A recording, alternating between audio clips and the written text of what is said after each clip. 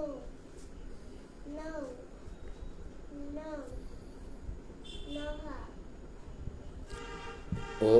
अज्ञानतिमिरान्धस्य ज्ञानाञ्जनशलाकया चक्षुरुन्मीलितं येन तस्मै श्रीगुरुवे नमः।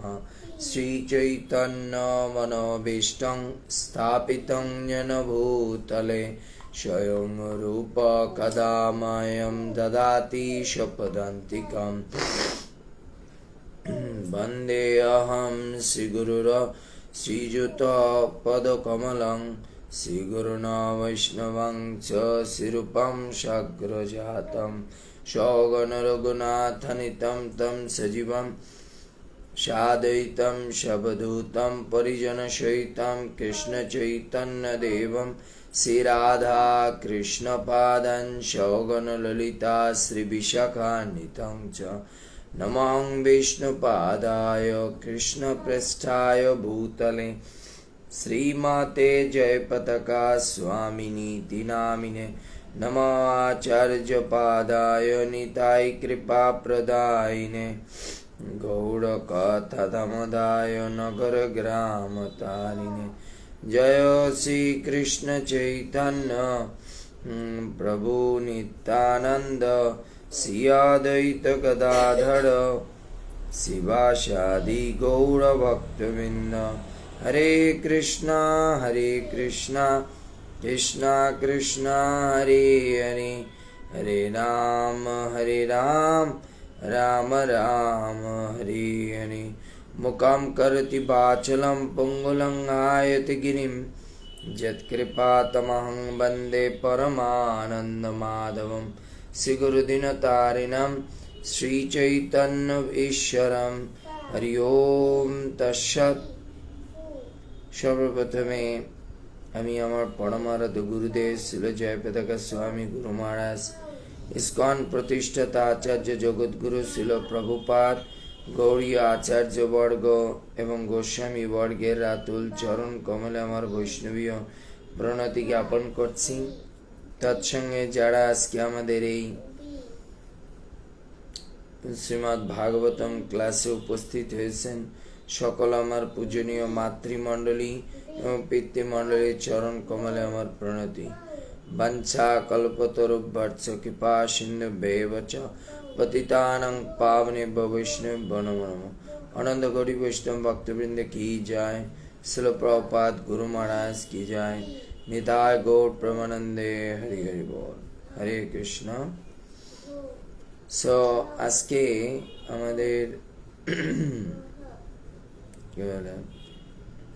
আমাদের শ্রীমদ্ ভাগবতমের হচ্ছে সপ্তম স্কন্ধের আজকে আমাদের শ্রীমদ্ ভাগবতমের 1005তম পর্ব, है ना? 1005তম পর্ব। আর 1005তম পর্বে আমরা শ্রীমদ্ ভাগবতমের সপ্তম স্কন্ধের সপ্তম অধ্যায়ের আজকে 29 নম্বর শ্লোক থেকে আমরা আলোচনা শুরু করব।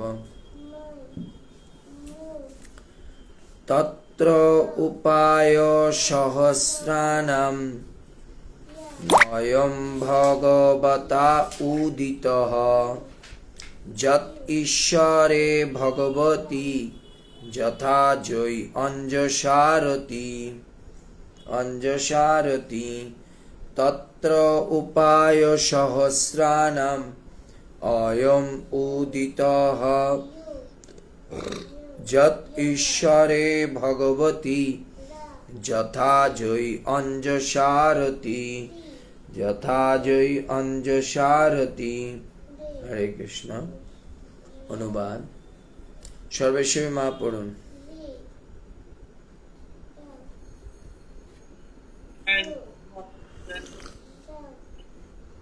অনুবাদ ভববন্ধন থেকে মুক্ত হওয়া যে সমস্ত উপায় রয়েছে তার মধ্যে স্বয়ং ভগবান প্রদত্ত পন্থাটি সর্বশ্রেষ্ঠ বলে জানতে হবে। সেই পন্থাটি হচ্ছে ভগবত প্রেম বিকশিত করার কর্তব্য কর্মে। হরে কৃষ্ণ। সো এখানে বলা হয়েছে ভববন্ধন থেকে মুক্ত হওয়ার যে সমস্ত উপায় রয়েছে তার মধ্যে স্বয়ং ভগবান প্রদত্ত পন্থাটি সর্বোত্তম সর্বশ্রেষ্ঠ বলে জানতে হবে। সেই পন্থাটি হচ্ছে ভগবত প্রেম বিকাশ করার কর্তব্য কর্মের অনুষ্ঠান। কর্তব্য তার মানে প্রহ্লাদ মহারাজ তার বন্ধুদের বলছে ভববন্ধন থেকে মুক্ত হওয়ার অনেক রকম পন্থা আছে, কিন্তু এই সমস্ত পন্থাকে আমাদের গ্রহণ করলে হবে না, আমাদের সেই পন্থাকেই গ্রহণ করতে হবে। বুঝতে পেরেছি? কোন পন্থা? যে পন্থাটা ভগবান প্রদত্ত পন্থাটি সর্বশ্রেষ্ঠ বলে জানতে হবে, যেটা ভগবানের প্রদত্ত। বুঝতে পেরেছি? ভগবান যেটা দিয়েছে, এখন ভগবান আমাদেরকে কোনটা দিয়েছে? ভগবত প্রেম বিকাশের জন্য যে সমস্ত কর্তব্য কর্ম করা দরকার সেগুলো করা। তার মানে হচ্ছে ওই শ্লোকটা আনুকূল্যেন ভক্তি অনুশীলন, যে কাজগুলো যে কর্মগুলো ভক্তিকে আরো বেশি ত্বরান্বিত করে, ভক্তির অনুকূল, সেগুলোকে আমাদের করতে হবে। বুঝতে পারছি? তাহলে সহজ ভাষায় কেউ যদি বলে আমি আমার ভক্তিকে কি করে আরো প্রোগ্রেস করব, ত্বরান্বিত করব, এক কথা উত্তর, যে কর্মগুলো মানুষকে ভগবান দিয়েছে, যে যার মাধ্যমে ভক্তি সামনে আগে যায়, সেইগুলো করাই হচ্ছে ভগবানের ভক্তিতে আরো বেশি সামনে অগ্রসর হওয়া। বুঝা গেল? তাৎপর্য পড়ুন।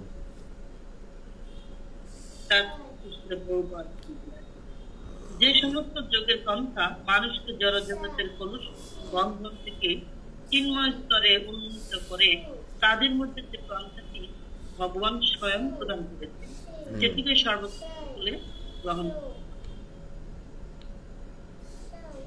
সেই পন্থা স্পষ্টভাবে ভগবত গীতায় বর্ণনা করা হয়েছে। তাহলে এই সেন্টেন্স, এই শ্লোকটার এই লাইনটা মনে রাখবেন। কেউ যদি বলে কি করলে মাতাজি আমি ভক্তিতে সবচেয়ে বেশি আগাতে পারবো, সবচেয়ে বেশি তাড়াতাড়ি প্রোগ্রেস আনতে পারবো, তখন আমাদের এই লাইনটা বলতে হবে যে গীতায় ভগবান একটা লাইন বলেছে, যে লাইনের মধ্যে উনি বলে দিয়েছে কি করে আমরা ভগবত ভক্তিতে আরো আগাতে পারবো। সেই লাইনটা কি? সর্বধর্মানা পরিত্যাজ্য মামেকং শরণং ব্রজ। সমস্ত প্রকার মানসিক, তারপরে জল্পনা কল্পনা, যৌগিক, এই সমস্ত মনোধর্ম প্রসূত যে সমস্ত চিন্তা চেতনা আছে, এগুলো ছেড়ে দিয়ে ভক্তি করাটাই হচ্ছে সর্বশ্রেষ্ঠ। ভক্তি করাটা হচ্ছে সর্বশ্রেষ্ঠ। তা আমাদের সেই জিনিসটা করতে হবে। তারপরে সেই পন্থা স্পষ্টভাবে ভগবত গীতায় বর্ণনা করা হয়েছে, যেখানে ভগবান বলেছেন সর্বধর্ম পরিত্যাজ্য মামেকং শরণং ব্রজ। সমস্ত ধর্ম পরিত্যাগ করে কেবল আমার শরণাগত হও, সেটি সর্বশ্রেষ্ঠ পন্থা। কারণ ভগবান প্রতিশ্রুতি দিয়েছেন অহংকার সর্ব পাপেভ্য মোক্ষয়িষ্যামি মা শুদ্ধ। এক মিনিট, এখন এই কথাটা তো আমাদের ক্ষেত্রে নিতে হবে না। এই কথাটা আমাদের শুধু অন্যদের বুঝালে হবে না, আমাদের ক্ষেত্রেও নিতে হবে। আমরা অনেক সময় বলি না, প্রভু আমার মনে হচ্ছে আমার ভক্তিটা ডাউন হচ্ছে, তো তখন আপনি আপনার ভক্তিটাকে কি করে বৃদ্ধি করবেন? ভগবান প্রদত্ত। তো ভগবান বলছে কি? সর্বধর্মনা পরিত্যাজ্য মামেকং শরণং ব্রজ। এখন ভগবানকে স্মরণ করার সবচেয়ে উপযুক্ত দুটো পন্থা কি? শ্রবণ কীর্তন। যত আমরা শ্রবণ কীর্তন করব, যদি দেখি ধরুন আপনারা ঘুরতে গেলেন 7 দিনের জন্য কোনো জায়গায়, যেহেতু আপনার গৃহে থাকেন, অনেক জায়গায় হয়তো ঘুরতে যেতে হয় বা যেতে হয়, বা আপনি কোনো পরিক্রমায় গেলেন, সেখানে গিয়ে আপনার একটু সাধন বাদন লুজ হয়ে গেছে, তো তখন আপনি দেখছেন যে আপনার ভক্তিটা একটু নড়বড়ে হয়ে গেছে। এই ভক্তিটাকে যদি আবার রিএস্টাবলিশ করতে হয়, তাহলে আমাদেরকে কি করতে হবে? আমাদেরকে আরো ফিরে এসে খুব মন দিয়ে আবার শ্রবণ কীর্তন করতে হবে, তাহলে রিএস্টাবলিশ হবে। আপনারা বলেন না, অনেক সময় ছেলে মেয়ে নিয়ে ঘুরতে টুরতে গেলে পরে আসার পরে কি বলে, তুমি তো এখন এই 7 দিন ঘুরে সব পড়াশোনা ডগায় গিয়েছে, এবার এখন আর কোনো জায়গায় ঘোরাফেরা নেই, হ্যাঁ না, এখন মন দিয়ে একবারে পড়াশোনা করো। ঠিক আছে, তা আমাদেরও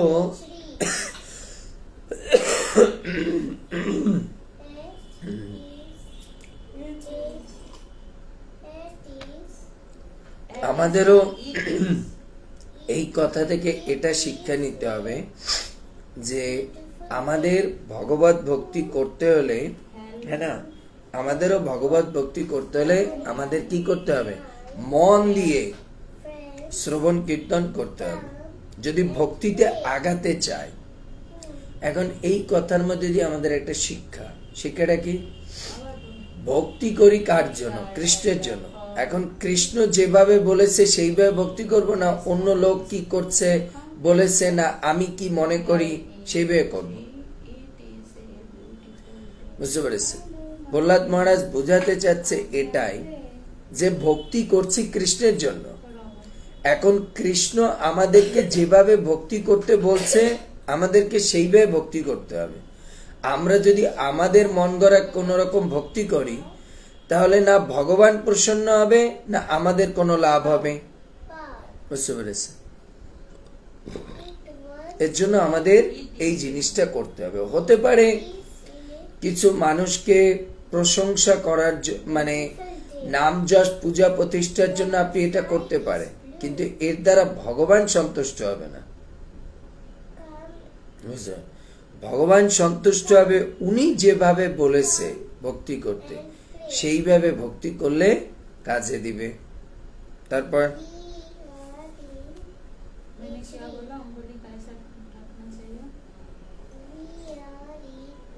হ্যাঁ পড়ুন। Always give the chance. She read her own way. পাপ থেকে মুক্ত করবো, সেই জন্য তুমি কোনো চিন্তা করো না। ভগবান আশ্বাস দিয়েছেন যে তিনি তার ভক্তকে রক্ষা করবেন এবং সমস্ত পাপ থেকে মুক্ত করবেন, তাই দুশ্চিন্তার কোনো কারণ নেই। পাপের ফলেই জীবের ভগবান। তাহলে আমাদের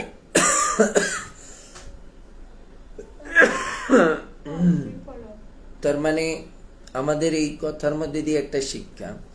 সেদিন আমি সুভাষয় মহারাজের একটা ক্লাস শুনছিলাম। মহারাজকে একটা প্রশ্ন করেছে, মহারাজ দীক্ষার ক্লাস দিচ্ছিলেন। মহারাজ বলছিলেন যে আমাদের শাস্ত্রে বলেছে দীক্ষা নিতে হলে আগে 4 নিয়ম স্ট্রিক্টলি পালন করতে হবে। তো কেউ বলছে, মহারাজ আমি যে আগে যে পাপ টাপ করে আছি সেটা কি হবে? তখন মহারাজ বলছেন, ফরগেট ইট, ওটা ভুলে যাও, তুমি যে আগে যা করেছো forget it, think about present.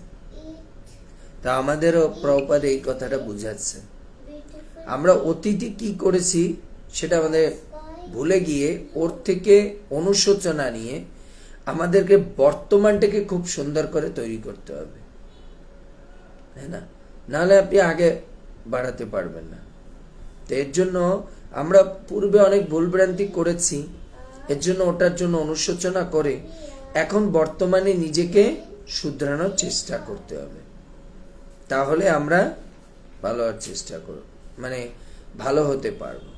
বুঝতে পারবেন? তারপরে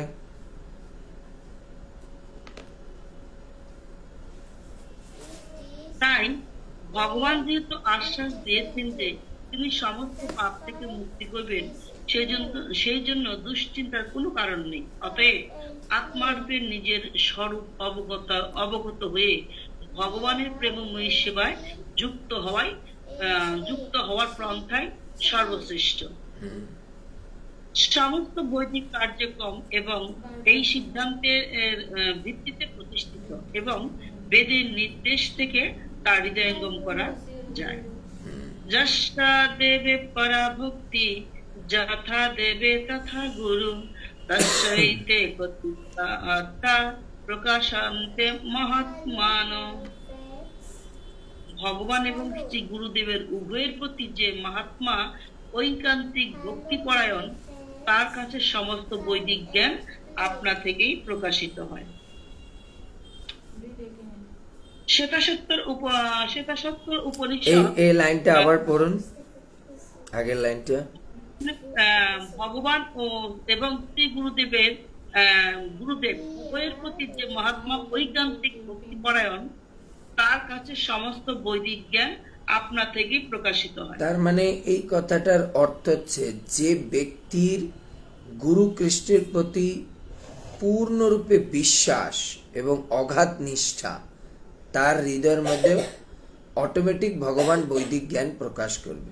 তবে মনে রাখবেন, বিশ্বাস বা ভক্তিটা যদি ফেক হয় তাহলে কিন্তু প্রকাশিত হবে না। এর জন্য আমরা গুরু পূজায় গাই, দিব্য জ্ঞান হৃদয়ে প্রকাশিত। যদি গুরু কৃষ্ণের প্রতি আপনার অগাধ বিশ্বাস, না সরল বিশ্বাস থাকে, তাহলে আপনার হৃদয়ের মধ্যে ভগবান সমস্ত বৈদিক তত্ত্ব জ্ঞান অটোমেটিক প্রকাশ করবে। এর থেকে আমরা একটা শিক্ষা পাই, জ্ঞান শুধুমাত্র পড়াশোনায় আসে না, জ্ঞান আসে শ্রদ্ধা ভক্তি থেকে। যার যতটা শ্রদ্ধা, তার ততটা ওই জ্ঞান তার হৃদয়ের মধ্যে স্ফুরিত হবে। এই লাইনটা মনে রাখবেন, কারণ আজকালকার দেখবেন অনেকে পড়াশোনা করায়, তারপরে হরলিক্স খাওয়ায়, ডিম খাওয়ায়, এই খাওয়ায়, সেই খাওয়ায়, বুদ্ধি বাড়ার জন্য, জ্ঞান বাড়ার জন্য। জ্ঞান এসবের দ্বারা হয় না। আপনি ওই সাবজেক্টটার উপরে বা ওই বিষয়টার উপরে কতটা আপনার শ্রদ্ধা ভক্তি এবং ওর জন্য আপনি কতটা লালায়িত, তার উপরে ডিপেন্ড করে ওই জিনিসটা আপনার কাছে কতটা প্রকাশিত হবে। বুঝতে পেরেছে? তার প্রকৃষ্ট উদাহরণ আমাদের গুরু মহারাজ। উনি দেখুন, উনি যেভাবে চলছে, আপনারা দেখেছেন যে আজকে ওনার রিপোর্ট, যে কি সিরিয়াস কন্ডিশনের মধ্যে আছে, তারপর উনি ক্লাস দেয়, মানে কথা বলে। তার মানে বুঝতে হবে উনি যা বলছে এটা উনি কোনো মেমোরাইজ করে বা কিছু করে না, ওনাকে ভিতর দিয়ে গুরু কৃষ্ণ বলাচ্ছে। বুঝতে পেরেছি?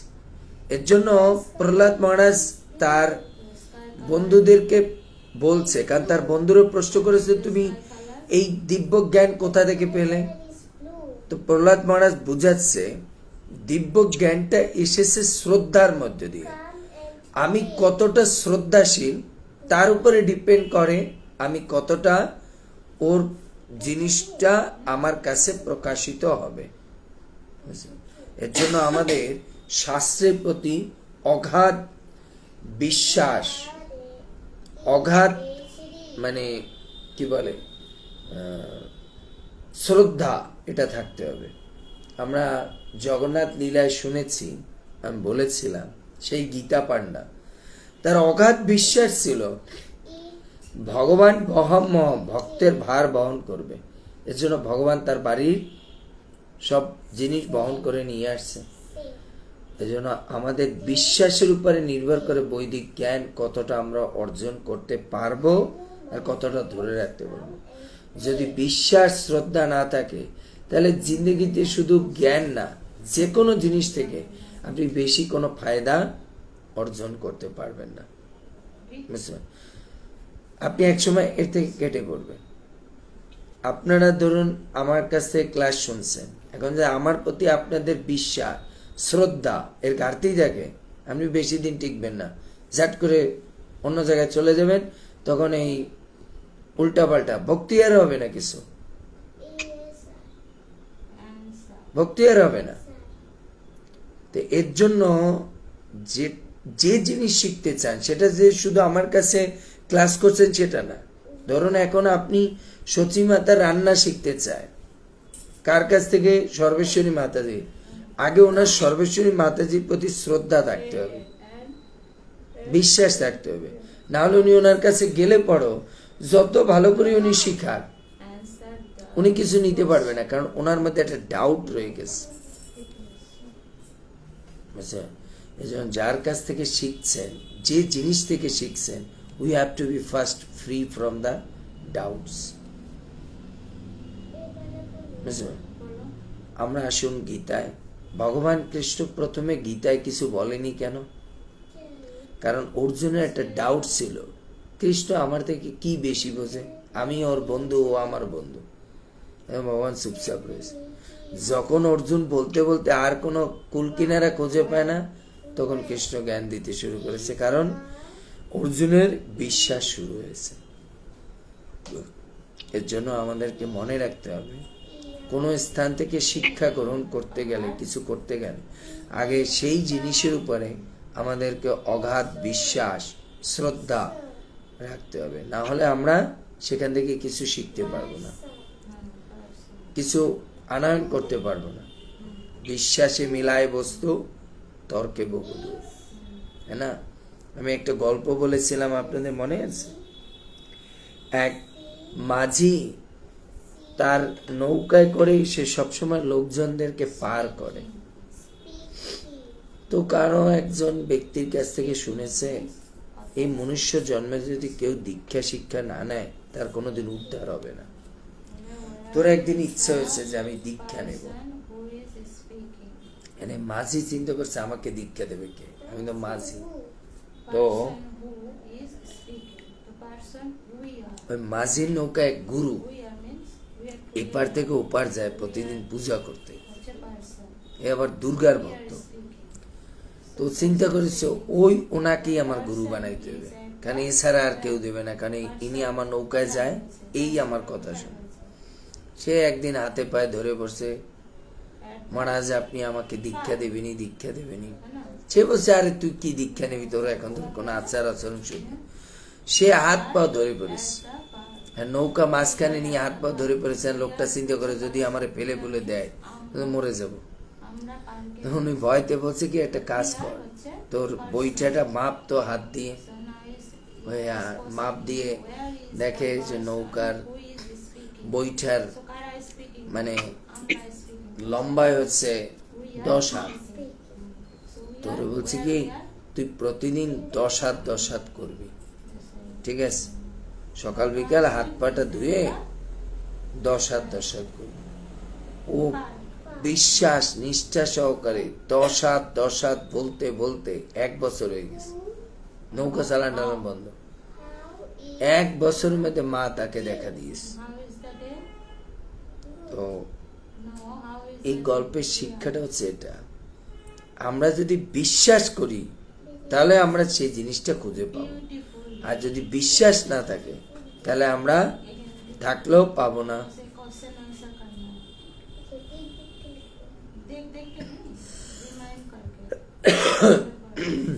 ক্লিয়ার? এজন্য আজ থেকে একটা জিনিস মনে রাখবেন, আমরা যা করছি বা যেটুক করে শ্রদ্ধা সহকারে করেন, নাহলে ওটা কোনো কাজ হবে না। শ্রদ্ধা ভক্তি না থাকলে একটা কিছু করে দিলাম, শ্রদ্ধা নাই কিছু না, ওটাতে কি লাভ হবে? যতটুক খাবার দাবার খান, ভক্তি করেন, জপ করেন, ক্লাস শোনেন, শ্রদ্ধার সহিত করুন, লাভ দেবে। শ্রদ্ধা ছাড়া যেটা করবেন ওটা কোনো লাভ আসবে না। বুঝতে পারছেন? তারপর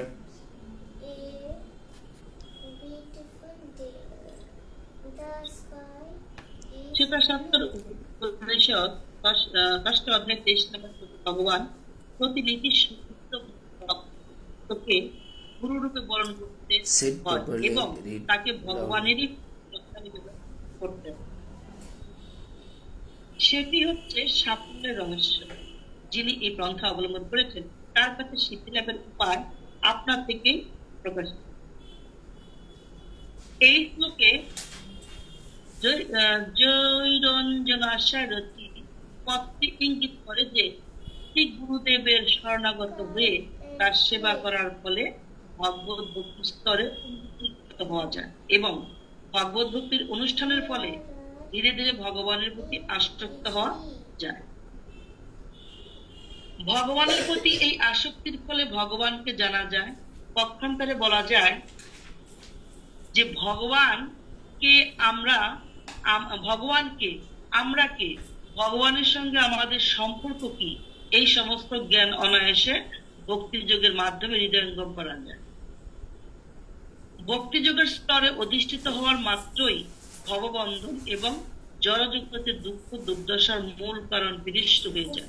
সেই এখানে প্রভুপাদ বলেছেন, যেই মাত্র কোনো ব্যক্তি ভক্তি জীবনে প্রবেশ করবে সেই মাত্র তার পূর্বের সমস্ত অপশন ডিলিট হয়ে যাবে, যা কিছু ছিল সে নতুন করে আবার সব স্টার্ট হবে। তারপরে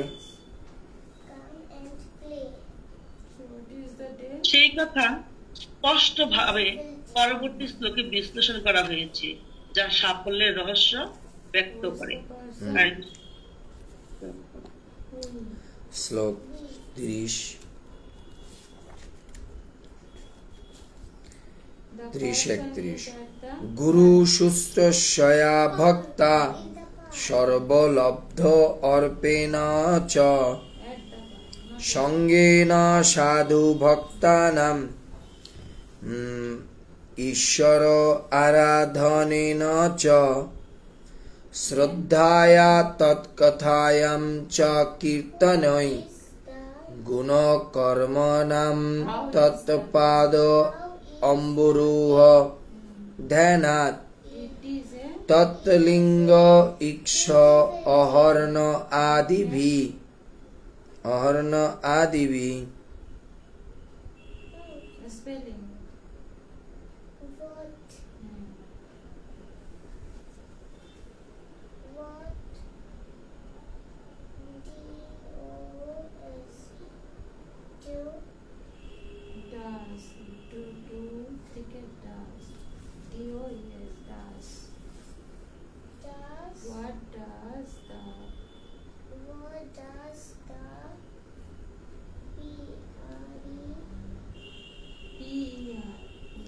সো অনুবাদ সচিমাতা পড়ুন।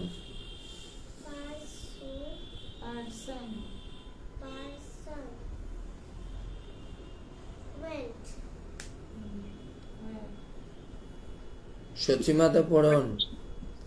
হরে কৃষ্ণ প্রভু, আপনার আত্ম চরণে প্রণাম। অনুবাদ: মানুষের কর্তব্য সদ্গুরু গ্রহণ করে গভীর শ্রদ্ধা ও ভক্তি সহকারে তার সেবা করা।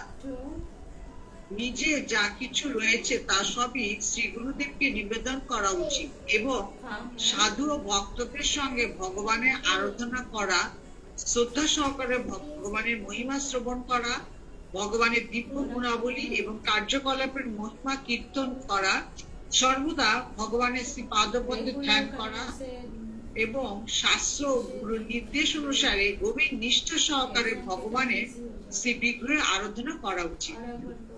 হরে কৃষ্ণ। এখানে কত সুন্দর তাৎপর্য দেখুন। মানে অনুবাদ: মানুষের কর্তব্য সদ্গুরু গ্রহণ করে গভীর শ্রদ্ধা এবং ভক্তি সহকারে তার সেবা করা। কিন্তু আমরা আজকাল গুরু গ্রহণ করি ফ্যাশনের জন্য। সবার ইস্কনে গুরু আছে, আমার একটা গুরু হলে হয়, আমি তার সঙ্গে ফটো নেব, ফেসবুকে দেব, সবাই লাইক করবে, কমেন্টস করবে, এর জন্য তারা চায়।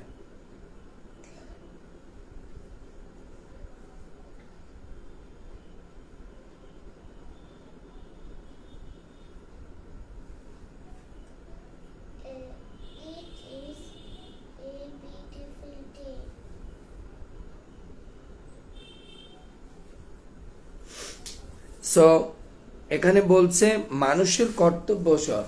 তা আমাদের এখান থেকে একটা শিক্ষা, আজকালকার জগতে আমরা গুরু গ্রহণ করি ফ্যাশনের জন্য, কিন্তু শাস্ত্রে বলছে গুরু গ্রহণ করতে হবে, হ্যাঁ না, আমাদের পারমার্থিক কল্যাণের জন্য, হ্যাঁ না। তারপর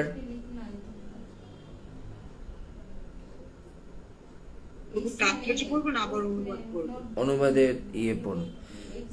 আচ্ছা, এরপরে বলছে সাধু ও ভক্তদের সঙ্গে ভগবানের আরাধনা করা। যারা ভগবত ভক্তির রাস্তায় আগে বাড়াতে চায় তারা সাধু সন্তদের সঙ্গে মিলে শ্রবণ কীর্তনের মাধ্যমে ভগবানের সেবায় যুক্ত থেকে সামনে যাওয়া।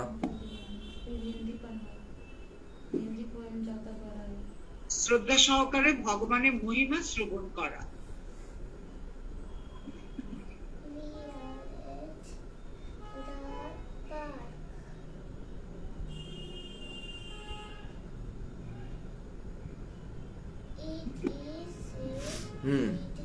তারপরে শ্রদ্ধা সহকারে ভগবানের মহিমা শ্রবণ করা। এখন এখান থেকে বলুন তো, এই সেন্টেন্সটা থেকে শিক্ষাটা কি, আমরা কি শিক্ষা নিতে পারি?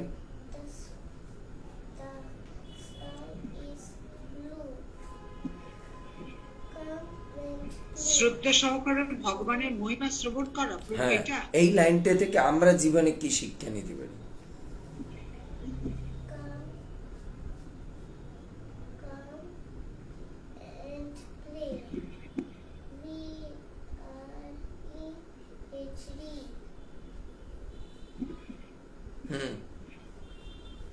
বলেন।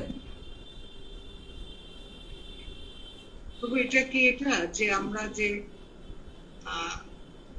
গুরুদেবের কাছ দিয়ে বা ভক্তদের কাছ দিয়ে বা শিক্ষা গুরুর কাছ থেকে সবার কাছে যেটা ভগবানের মহিমা বা যেটা মানে যা শ্রবণ করবো সেটা শ্রদ্ধা সহকারে ভক্তি সহকারে শুনে পালন করতে হবে।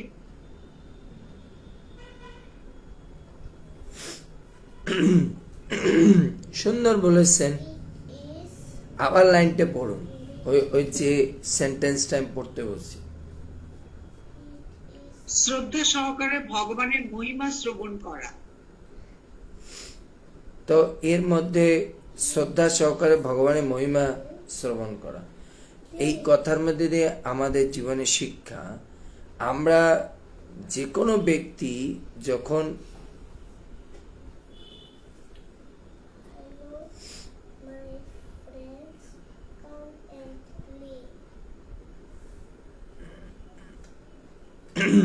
তাহলে এই কথার মধ্যে শিক্ষা, যখন আপনি পূর্ণরূপে কোনো জিনিসের শ্রদ্ধা রাখতে পারবেন তখন সেই জিনিস থেকে আপনি ভালো কিছু অর্জন করতে পারবেন।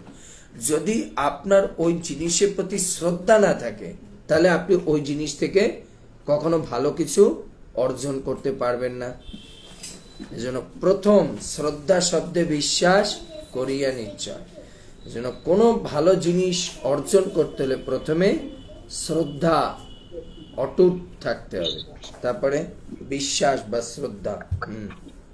ভগবানের দিব্য গুণাবলী এবং কার্যকলাপের মহিমা কীর্তন করা, শ্রবণের পর কীর্তন করা, সর্বদা ভগবানের পাদপদ্মে ধ্যান করা এবং শাস্ত্র গুরুর নির্দেশ অনুসারে গভীর নিষ্ঠা সহকারে ভগবানের শ্রী বিগ্রহে আরাধনা করা উচিত।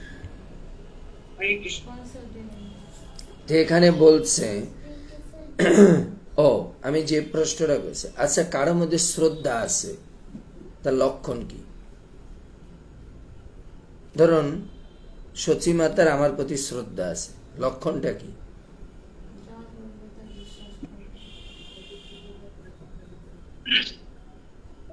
আপনি শুধুমাত্র আপনি যা বলবেন করতে বলবেন সেটাই সে করবে, আপনার আদেশ নির্দেশনা চোখ বন্ধ করে শুরু করে। বলুন। হরে কৃষ্ণ প্রভু, প্রণাম প্রভু। প্রভু, তার কোনো সংশয়ই থাকবে না, আপনি যেটা বলবেন সেটা সে একদম নির্দ্বিধায় নিঃসংশয় আর কি করবে।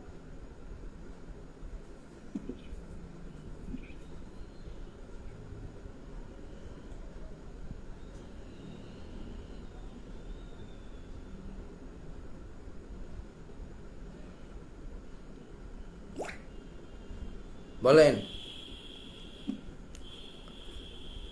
সিম্পল অর্থটা এটা বোঝেন না? আপনার কারো প্রতি শ্রদ্ধা আছে, তার লক্ষণটা আছে আপনি তার কথা শুনতে পছন্দ করেন এবং তার কথা বলতে ভালোবাসেন। এটা হচ্ছে বোঝা যাবে ওই ব্যক্তির প্রতি শ্রদ্ধা আছে। এই লাইনটা লিখে রাখেন, মনে রাখেন। যতক্ষণে আপনার কৃষ্ণের কথার প্রতি, লেকচারের প্রতি, আপনার শ্রবণের প্রতি রুচি না আসবে, ততক্ষণ বুঝবেন আপনার 100% কৃষ্ণের প্রতি প্রেম, ভালোবাসা, শ্রদ্ধা, ভক্তি জন্ম হয়নি। বুঝতে পেরেছি? এটা হচ্ছে গুরুত্বপূর্ণ পয়েন্ট। প্রহ্লাদ মহারাজ বলছে তার মুখ থেকে এই কথা।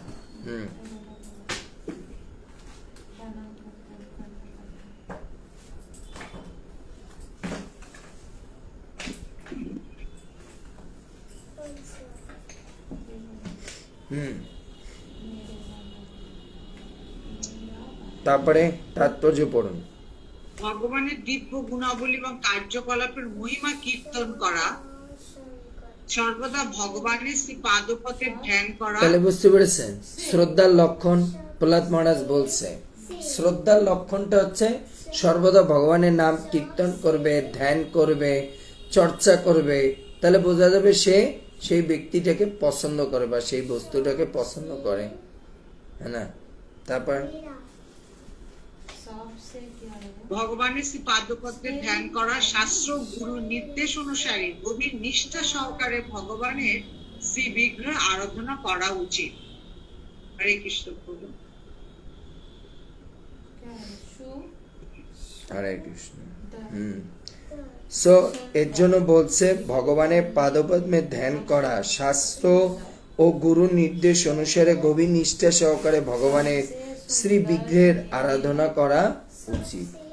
এর জন্য আমাদের সেবা পূজা করি, যা কিছু করি, যদি মনের মধ্যে তার প্রতি, সেই জিনিসটার প্রতি পূর্ণ নিষ্ঠা বা শ্রদ্ধা না থাকে, তাহলে আপনি ওর থেকে কখনো ভালো ফায়দা অর্জন করতে পারবেন না।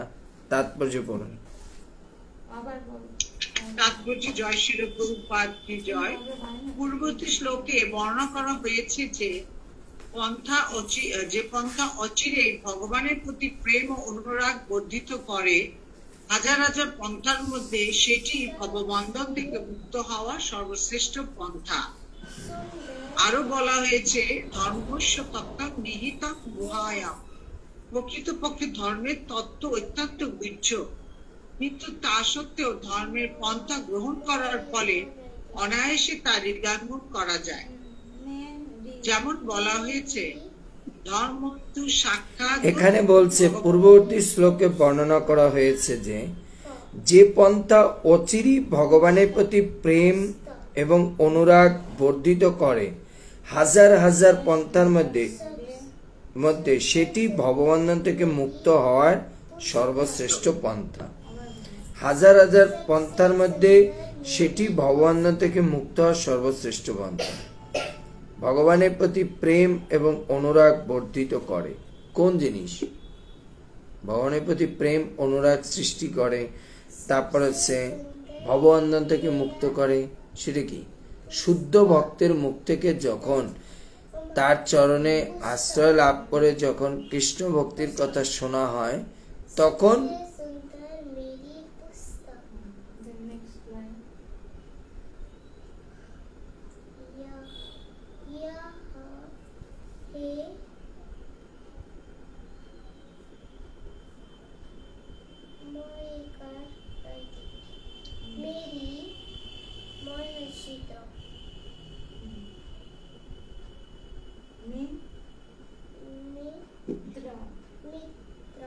হ্যাঁ, সো এখানে এই কথার দ্বারা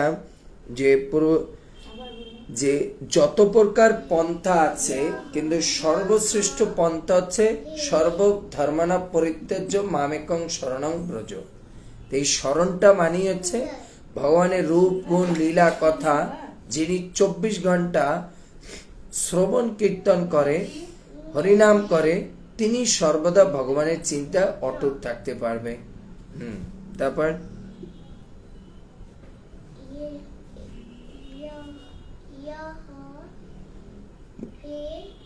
হাজার হাজার পন্থার মধ্যে সেটি ভগবান থেকে মুক্ত হওয়ার সর্বশ্রেষ্ঠ পন্থা। আরো বলা হয়েছে ধর্মস্য তত্ত্ব নিহিতং গুহায়াম। প্রকৃত পক্ষে ধর্মের তত্ত্ব অত্যন্ত গুহ্য, কিন্তু তা সত্ত্বেও ধর্মের পন্থা গ্রহণ করার ফলে অনায়াসে তার হৃদয়ঙ্গম করা যায়। पुस्तक का है ना, साउंड रिमाइंड करना चाहिए। সো এখানে বলা হয়েছে ধর্মস্য তত্ত্বম নিহিতম গুহায়া, প্রকৃতপক্ষে ধর্মের তত্ত্ব অত্যন্ত গুহ্য। এই গুহ্য জিনিসটা কি? ধর্মের তত্ত্ব নিহিত রয়েছে শুদ্ধ ভক্তের হৃদয়ে। তাই যখন আমরা নিষ্কপট চিত্তে তার আনুগত্যে আমরা সেবা করতে শুরু করব, তখন সেই জিনিসগুলো ধীরে ধীরে আমাদের কাছে প্রকটিত হবে।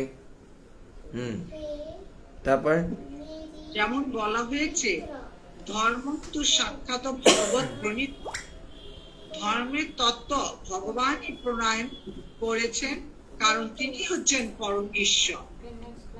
সেই কথা পূর্ববর্তী শ্লোকেও ভগবত দিতহ শব্দটির মাধ্যমে বোঝানো হয়েছে। ভগবানের নির্দেশ অভ্রান্ত এবং তার ফলও সর্বতোভাবে নিশ্চিত। তার নির্দেশ অনুসারে ধর্মের আদর্শ রূপ হচ্ছে ভক্তিযোগ, যা এই শ্লোকে বিশ্লেষণ করা হয়েছে। যতক্ষণে ঠোকামি না মারো।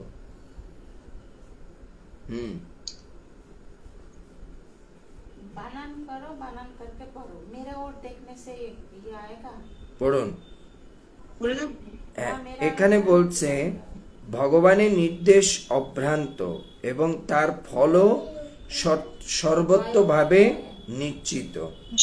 তার নির্দেশ অনুসারে ধর্মের আদর্শ রূপ হচ্ছে ভক্তিযোগ, যা এই শ্লোকে বিশ্লেষণ করা হয়েছে।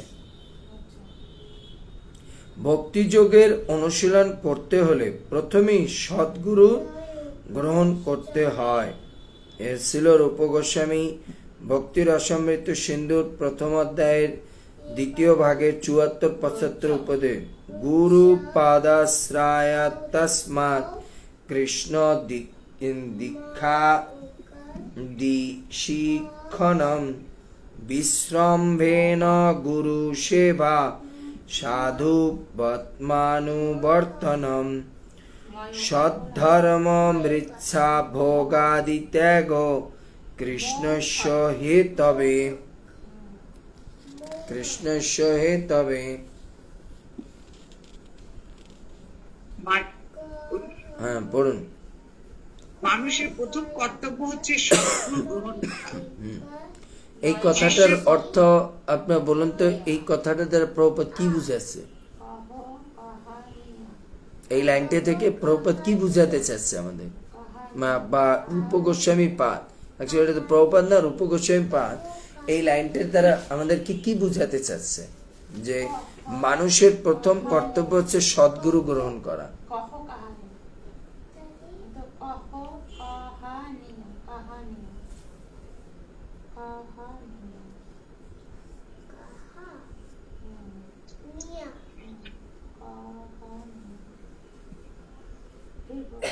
বলেন।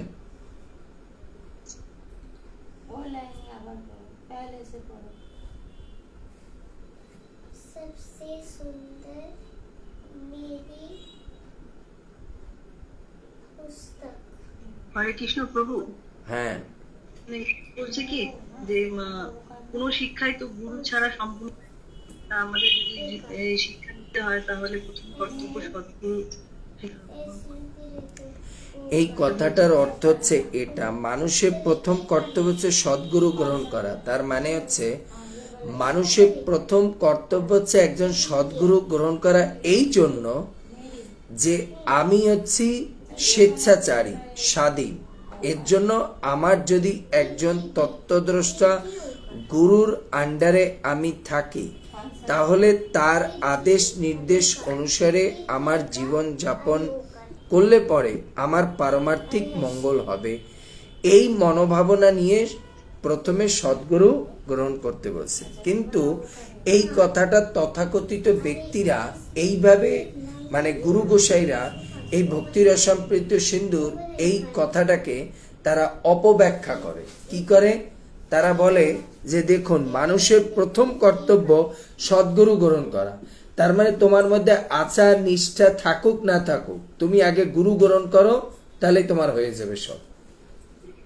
এইটা হচ্ছে তারা ভুল ব্যাখ্যা করে। কিন্তু রূপ গোস্বামীপাদ এটা বুঝিয়েছে যে আমি একজন সদ্গুরু এর জন্য ধরতে চাচ্ছি, আমার মধ্যে আচার আচরণকে সঠিক করব এই জন্য, পুঙ্খানুপুঙ্খ করব এই জন্য। তারপর শিষ্যের কর্তব্য ঐকান্তিক ভাবে জিজ্ঞাসু হওয়া, তার কর্তব্য সনাতন ধর্মের বিষয়ে জানবার জন্য অত্যন্ত আগ্রহী হওয়া। তাহলে শিষ্যের দুটো কর্তব্য, তার মধ্যে ঐকান্তিক জিজ্ঞাসু হওয়া। একজন শিষ্য প্রকৃত শিষ্য হতে হলে তাকে শাস্ত্রের নিগূঢ় তত্ত্ব সম্পর্কে জানতে প্রয়াস করতে হবে। আর দ্বিতীয় হচ্ছে ধর্মের বিষয়ে তার কর্তব্য সনাতন ধর্মের বিষয়ে জানার জন্য অত্যন্ত আগ্রহ থাকা। তাহলে যে ব্যক্তি শিষ্য হতে চায় তার মধ্যে ভগবানের মিত্র জানার আগ্রহ থাকবে।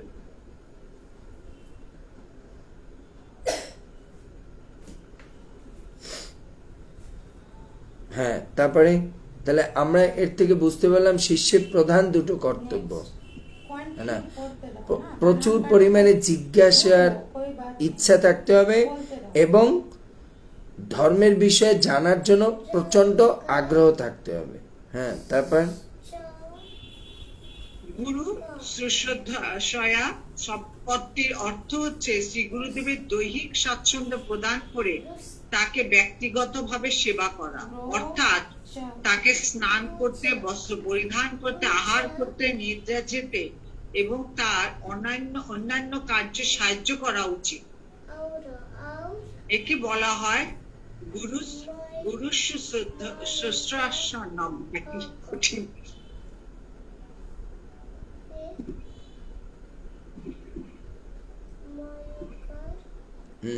তারপরে এখানে বলছে ব্যক্তি শুশ্রূষা পদটির অর্থ হচ্ছে শ্রী গুরুদেবের দৈহিক স্বাচ্ছন্দ্য প্রদান করে তাকে ব্যক্তিগতভাবে সেবা করা। দৈহিক স্বাচ্ছন্দ্য মানে আমাদের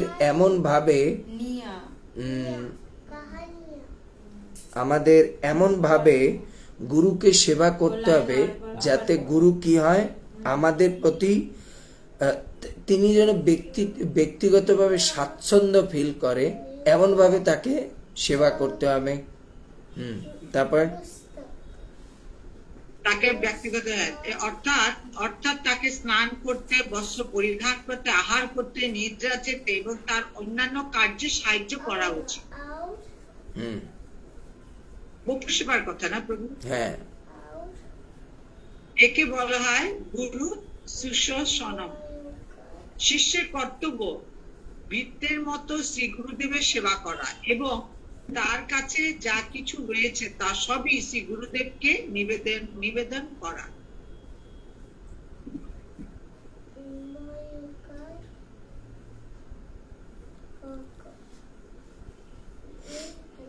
হ্যাঁ, তো এখানে বলা হয়েছে যে গুরুদেবের স্নান করতে, বস্ত্র পরিধান করতে, আহার করতে, নিদ্রা যেতে, অন্যান্য কার্যে তাকে সহায়তা করা উচিত, শিষ্যের কর্তব্য। কারণ এর মানে আবার এ না যে গুরু কোনো কাজ বাজ করে না তার এগুলো করা। এর মানে গুরু কৃষ্ণ সেবায় এতটা মগ্ন, তার না স্নান, খাওয়া দাওয়া, চাল চলন সবকিছু সে ভুলে গেছে। এর জন্য শিষ্যের কর্তব্য হচ্ছে, আমার গুরু তো একই ড্রেস পরে যাচ্ছে, ওনার তো পুরো রূপে উনি কৃষ্ণ চেতনা, এজন্য আমার কর্তব্য গুরুদেবের ড্রেসটা ধুয়ে দেওয়া। আমার গুরুদেব তো যেখানে শুয়ে পড়বে, শিষ্যের কর্তব্য গুরুদেবের জন্য বিছানাটা তৈরি করা, বুঝছেন? এজন্য শিষ্যেরও মনে রাখতে হবে কোন গুরু সেবা করবে, যে গুরু সম্পূর্ণরূপে কৃষ্ণের সেবার মধ্যে সম্পূর্ণরূপে নিমগ্ন, তার কোনো ধ্যান ধারণা নেই, একটাই ধ্যান কি করে গুরু কৃষ্ণকে প্রসন্ন করার জন্য গীতা ভাগবতের বাণী জগতে প্রচার করবে এবং নিজে আচার করবে, সেই সমস্ত ব্যক্তির জন্য এই সেবাগুলো করতে বলেছে। তারপরে শিষ্যের কর্তব্য বৃত্তের মতো শ্রী গুরুদেবের সেবা করা এবং তার কাছে যা কিছু রয়েছে তা সবই শ্রী গুরুদেবকে নিবেদন করা।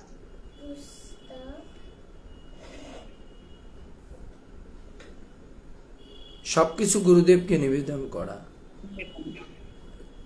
যা কিছু রয়েছে। তার মানে এই কথাটার অর্থ আপনারা আবার বলতে পারেন ও সবকিছু নিবেদন, এক অর্থে আপনি এটাও যে আমার গুরুদেব আমার কি হচ্ছে না হচ্ছে বা কি আছে না আছে অ্যাটলিস্ট না দিলেও তার জানকারিতে থাকা উচিত, বুঝতে পেরেছি? সেটা হচ্ছে বিষয়। তারপর প্রাণের অর্থই দিয়া বাঁচা। সকলেরই প্রাণ রয়েছে, ধন রয়েছে, বুদ্ধি রয়েছে এবং বাণী রয়েছে, এবং এই সবই শ্রী গুরুদেবের মাধ্যমে ভগবানকে নিবেদন করতে হয়।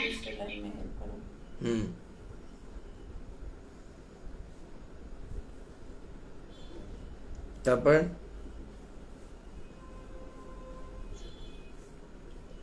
কর্তব্য রূপে শ্রী গুরুদেবকে সবকিছু নিবেদন করতে হয় এবং শ্রী গুরুদেবকে সেই নিবেদন সর্বান্তকরণে করা উচিত।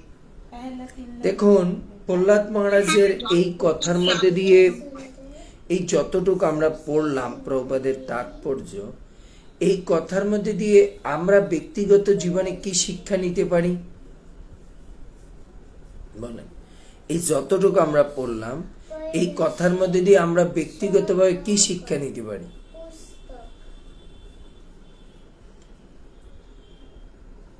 আমাদের ভগবত ভক্তি জীবনে আগানোর সিক্রেট পন্থাটা হচ্ছে সদ্গুরুকে প্রসন্ন করা সেবার মাধ্যমে। যখন আমরা সদ্গুরুকে সেবার মাধ্যমে প্রসন্ন করতে পারবো তখনই আমরা ভক্তিতে আগাতে পারবো। এখন প্রশ্ন হচ্ছে, গুরু সদ্গুরু প্রভু কিসে প্রসন্ন হয়? সদ্গুরু একটাই প্রসন্ন হয় যদি আমি নিজে ভালো ভক্ত হওয়ার চেষ্টা করি এবং অন্যকে ভালো ভক্ত হওয়ায় সহায়তা করি। তার মানে আচার প্রচার দুটোই করি, তাহলে একজন সদ্গুরু আমার প্রতি সবচেয়ে বেশি প্রসন্ন হবে। বুঝতে পেরেছি? তারপরে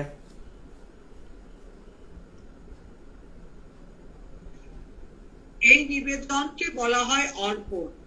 অধিকন্তু ভগবত ভক্তি যথাযথ আচরণ শিক্ষার জন্য ভক্ত এবং সাধুদের সঙ্গে বাস করা উচিত। শ্রী বিশ্বনাথ চক্রবর্তী ঠাকুর এই প্রসঙ্গে মন্তব্য করেছেন যে শ্রী গুরুদেবকে যা কিছু নিবেদন করা হয় তা প্রেম ও অনুরাগ সহকারে করা উচিত, জড় প্রশংসা লাভের জন্য নয়।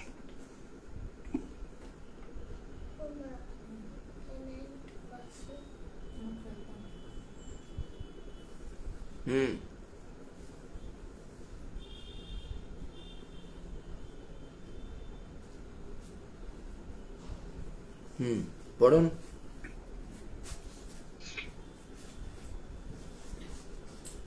তেমনি ভগবত ভক্তের সঙ্গ করার নির্দেশ দেওয়া হয়েছে, কিন্তু সেই সম্বন্ধে বিচার করাও অবশ্যই কর্তব্য।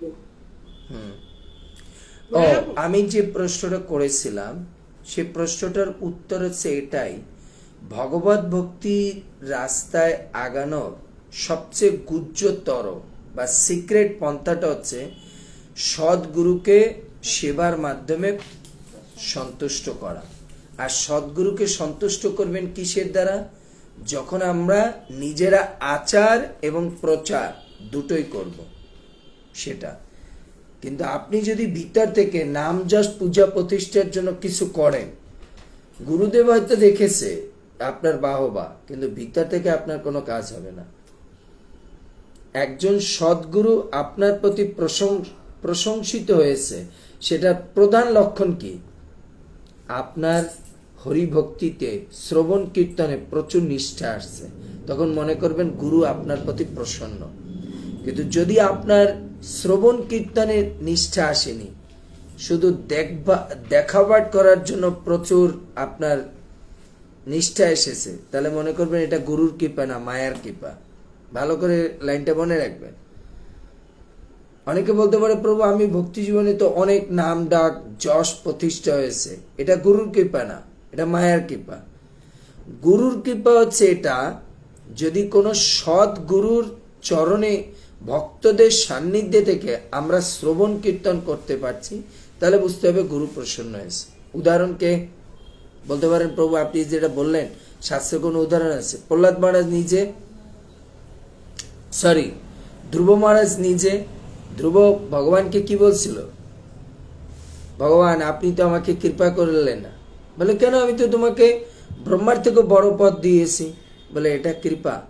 সত্যিকার অর্থে যদি আপনি আমার উপরে কৃপা করতেন, তাহলে আপনি আমাকে এই সংসার প্রতিপত্তি না দিয়ে, আপনি আমাকে কি কোন শুদ্ধ ভক্তের সান্নিধ্যে থেকে শ্রবণ কীর্তনের সুযোগ দিতেন, তাহলে আমি বুঝতাম যে আপনি আমার প্রতি কৃপা করেছেন। হ্যাঁ না? এজন্য আপনারা মনে কখনো কষ্ট পাবেন না, প্রভু আমি তো এই পড়ছি, কত মাতাজি ওনাদের সেবা করে, খুব নাম যশ পূজা প্রতিষ্ঠা, মন্দিরে গেলে ওনার বাহবা। ভগবান আপনার প্রতি সন্তুষ্ট, কারণ আপনি দিনরাত শ্রবণ কীর্তন করছেন। এটাই কৃষ্ণ আপনার প্রতি প্রসন্ন। ওকে ওটা দিয়েছে কারণ ওরা 2-4 দিন এই দেখাবাট করতে আসছে।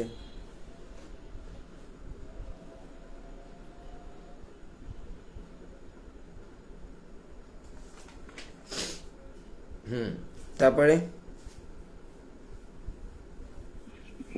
তেমনি ভগবত ভক্তের সঙ্গ করার নির্দেশ দেওয়া হয়েছে, কিন্তু সেই সম্বন্ধে বিচার করাও অবশ্যই কর্তব্য। প্রকৃত পক্ষে সাধুর আচরণ সাধু সদৃষ্ট হওয়া কর্তব্য, সাধু সদাচারণ।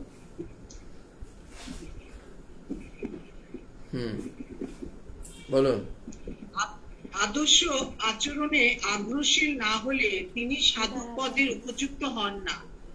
তাই আমাদের মধ্যে যেরকম, আমাদের মধ্যে যদি স্ট্যান্ডার্ড আমাদের আচার আচরণ না থাকে, তাহলে আমরা সাধু বলে গণ্য না। ভক্তিচরণ মহারাজ বলেছেন এই কথা, আমি যে বলছি আমার মধ্যে ভালো আচরণ নাই, এটা আমি চেষ্টা করছি। ভক্তিচরণ মহারাজ, গুরু মহারাজ একটা কথা বলছেন, সাধু হয় আচারে, আচরণে, না হলে সে। এর জন্য আমাদের মধ্যে এই আচার আচরণ থাকতে হবে, বৈষ্ণব সদাচার থাকতে হবে, না? বিশেষ করে আমাদের মধ্যে যেটা আচার আচরণ থাকতে হবে সেটা হচ্ছে শ্রবণ কীর্তনে প্রচুর নিষ্ঠা থাকতে হবে। যদি আমাদের শ্রবণ কীর্তনে প্রচুর নিষ্ঠা না থাকে, তাহলে আমরা সাধু বা ভক্ত বলে গণ্য না। তারপরে আদর্শ আচরণে আগ্রহশীল না হলে তিনি সাধু পদের উপযুক্ত হন না। তাই বৈষ্ণবকে বা সাধুকে আদর্শ সদাচার সর্বোত্তমভাবে অবলম্বন করা উচিত। শ্রী বিশ্বনাথ চক্রবর্তী ঠাকুর বলেছেন যে দীক্ষাপ্রাপ্ত বৈষ্ণবকে বৈষ্ণবোচিত শ্রদ্ধা প্রদর্শন করা কর্তব্য, অর্থাৎ তার সেবা করা এবং তার বন্দনা করা কর্তব্য। কিন্তু যদি কেউ সঙ্গ করার উপযুক্ত না হয়, তাহলে তার সঙ্গ করা উচিত নয়।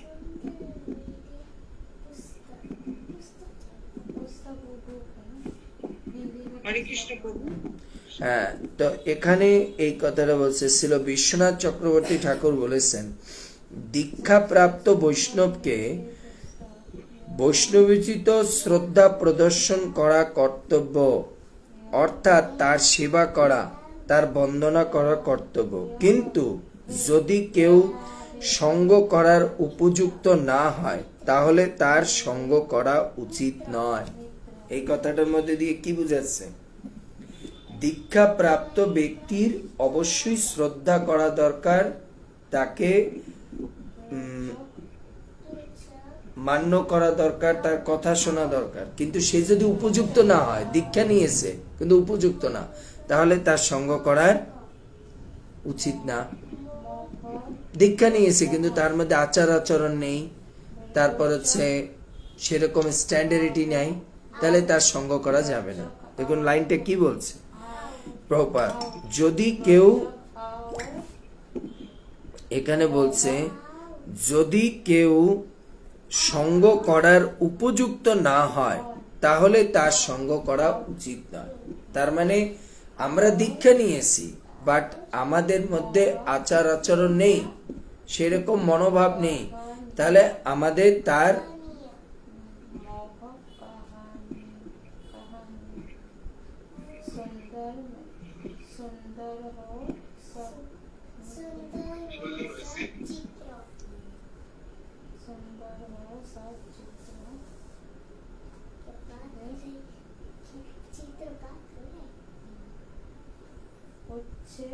তো বুঝতে পেরেছেন?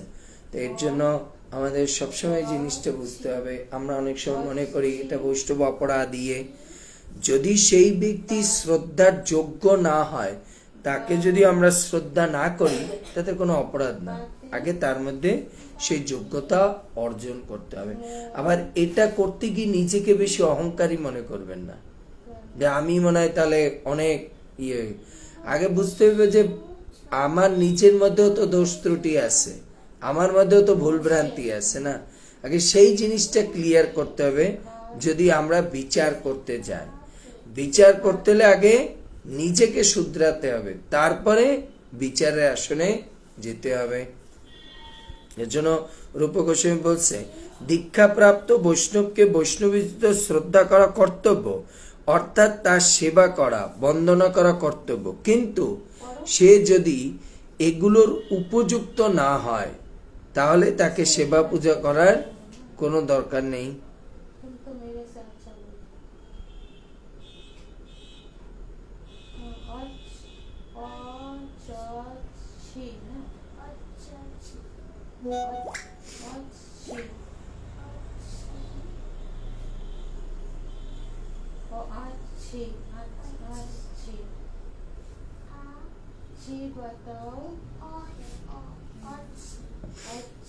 তাহলে বোঝা গেল বিশ্বনাথ চক্রবর্তী ঠাকুরের কথা।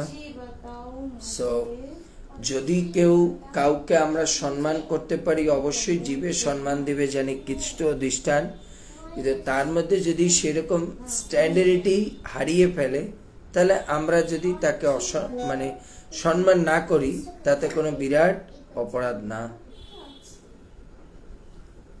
হরে কৃষ্ণ কৃষ্ণ কৃষ্ণ হরে হরে, হরে রাম রাম রাম হরে হরে। শিল প্রভুপাদ কি জয়। কারো কোনো প্রশ্ন আছে?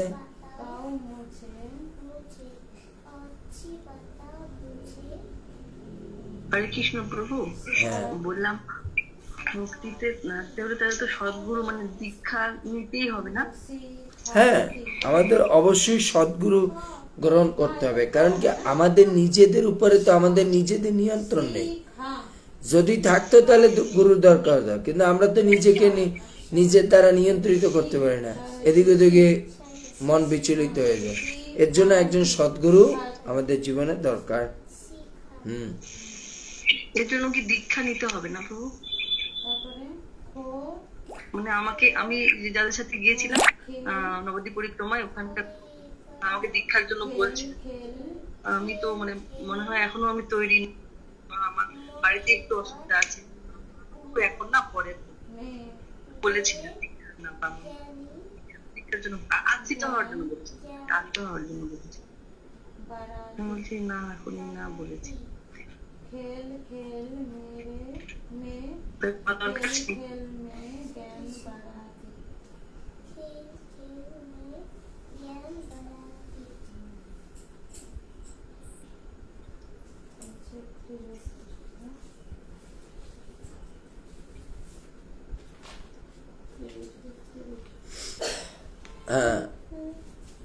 সোনালী মাতাজি প্রশ্নটা কি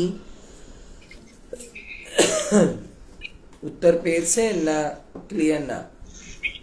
বুঝলাম। হ্যাঁ কি বলছে?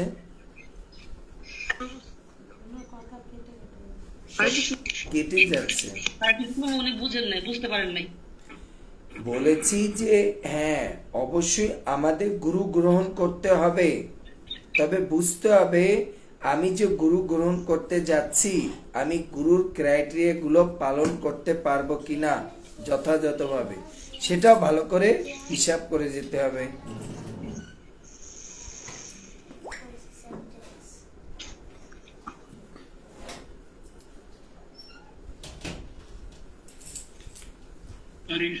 হ্যাঁ বলুন গৌরাঙ্গ বাবু বলুন।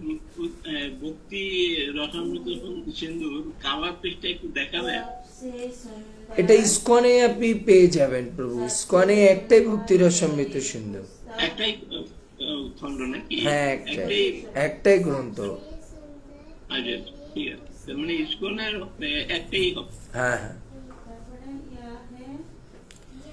ঠিক আছে, তাহলে আমরা এই পর্যন্ত। ভক্তি রসামৃত সিন্ধুতে কিন্তু প্রভু শ্লোক নেই। হ্যাঁ শ্লোক তো এর জন্য গৌড়ীয় মঠে আনতে হবে। পরাবত প্রভুপাদের তাৎপর্য, এই জন্য ইসকনের গ্রন্থটাই মেইন। ঠিক আছে, শ্লোক পড়াবেন আর গ্রন্থটা পড়াবেন, এইটা হ্যাঁ তাৎপর্য আমাদের প্রভুপাদেরটা পড়তে হবে, ওটা তো শুধু শ্লোকের জন্য। গৌড়ীয় মঠের যেটা আছে আমি পড়েছিলাম, ওটা আমরা কিচ্ছু বুঝতে পারবো না। হরে কৃষ্ণ, প্রণাম প্রভু আপনার সিরাতুল চরণ কমলে, জুমের সকল মাতাজি প্রভুজিতের চরণেও প্রণাম। ওটা না বলুন না প্রভু, কোনো প্রশ্ন না প্রভু। হরে কৃষ্ণ। ঠিক আছে, তাহলে আমরা এই পর্যন্ত রাখি, কালকে আবার সকালে আলোচনা করব। তো এই কথা, আজকের এই তাৎপর্য থেকে আমরা একটা গুরুত্বপূর্ণ শিক্ষা হচ্ছে, আমাদের ভগবত ভক্তিতে আগানোর মূল মন্ত্র হচ্ছে সাধুগুরু শাস্ত্রের প্রতি কতটা আমাদের অগাধ শ্রদ্ধা, বিশ্বাস এবং নিষ্ঠা রয়েছে। যদি সাধুগুরু শাস্ত্রের প্রতি আমাদের অগাধ বিশ্বাস নিষ্ঠা না থাকে, তাহলে আমরা ভক্তিতে আগাতে পারবো না। ঠিক আছে, হরে কৃষ্ণ।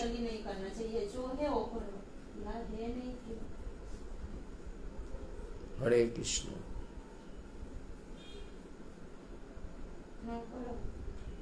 হরে কৃষ্ণ।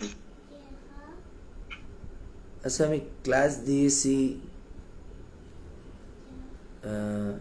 ইউটিউবে লাইভ চলছিল না?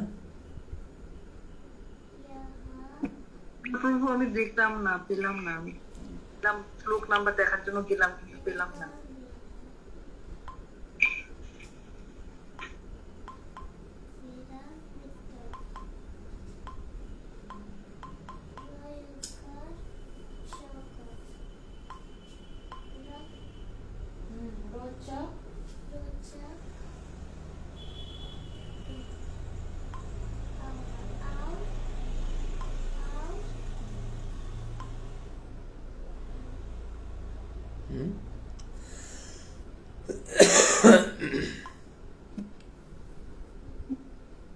এই ক্লাসের লাইভ হয়নি ইউটিউবে?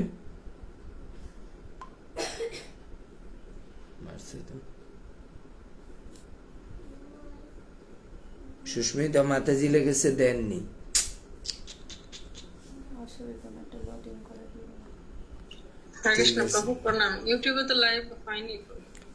আমাকে বলবেন তো, নাহলে এইটা আবার ডাউনলোড করে আমাকে। অনেকেই লিখছে না প্রভু হয়নি।